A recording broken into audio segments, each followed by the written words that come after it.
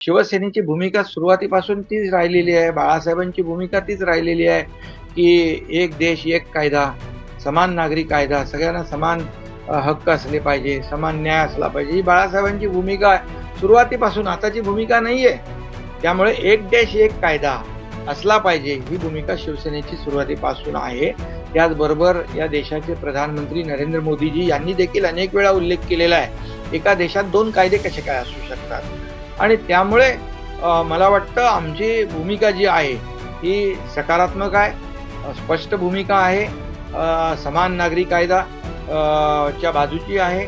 आणि यामध्ये घटनेच्या कलम 44 नुसार जे काही सगळ्यांना जे अधिकार सगळ्या समान असले पाहिजे.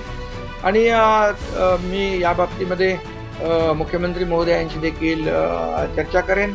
आणि आम्ही सरकार म्हणून या बाबतीमध्ये जो सकारात्मक, जसं बाळासाहेबांची जी 3 स्वप्न होती, अयोध्येत राम मंदिर बांधणे, 370 कलम हटवणे आणि तसंच समान नागरी कायदा, ही 3 स्वप्न होती. त्यापैकी 2 स्वप्न आदरणीय प्रधानमंत्री नरेंद्र मोदीजी आणि गृहमंत्री अमित भाई यांनी पूर्ण केलेली आहेत. मला वाटतं हे 3रं स्वप्न देखील पूर्ण होईल असा विश्वास आहे.